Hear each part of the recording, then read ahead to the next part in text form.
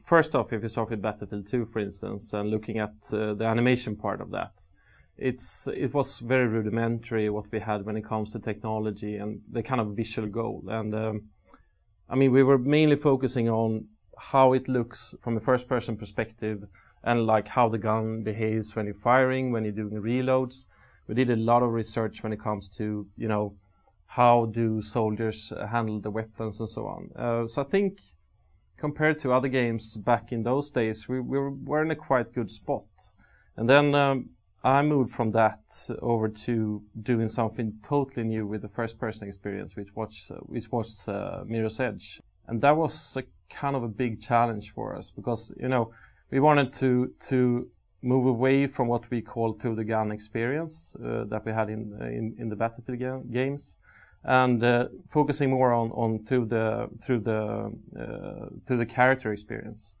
So what we find out while working on that project when it comes to animation was that you can't really just, you know, use motion capture and slap a camera on the head of that character, because what happens in real life when you run around and moving and so on is that your eyes are compensating for, you know, how you perceive the world. So if you tilt your head and if you jump up and land, the movement of the head there is not very useful for us. So what we needed to look into was what's actually happening in your brain while doing those kind of moves. So we start to talk about animate perception instead of animate movement, and that was actually big challenge for us, and nothing you can read about in, you know, animation books or that's nothing like that they teach out in animation schools or anything.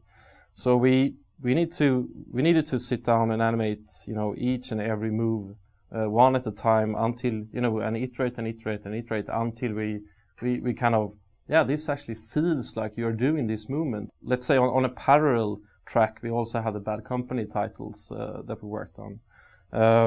So that was, you know, still a lot of focusing on through the gun experience, but we also wanted to tell a story. We also wanted to have the, you know, pretty strong characters as we had in those games. So we needed to focus a lot on their third-person movements in the cutscenes and so on. And of course, we use motion capture for that, and we tried to, you know, crank it through Frostbite 1 engine, even though we had a lot of difficulty to reach the kind of level that we reached to. I'm very satisfied with the result we had in the Bad Company games, but we felt that we needed to, you know, combine the kind of story-driven thing we had in Bad Company and the kind of, you know, realistic or very interesting movement we had in the first-person experience in Mirror's Edge game into one single thing, and that's what I think we are today. So we found out that we couldn't use the technology we had in Mirror's Edge, and we couldn't use the technology we had in Bad Company 2 because that was just such a pain to reach the result we wanted. I started to look around for other, you know, animation system that is out there, like Havoc Animation, like Natural Motion, but also since DICE is a part of EA and we have a lot of, you know, different projects going on there, I started to look inside EA and see what we had there. And quite naturally, I started looking into the sport games because what they have is animation. I mean, that's what drives their games. It's a character moving on a soccer field or on a basket court, and it looks pretty good, I would say.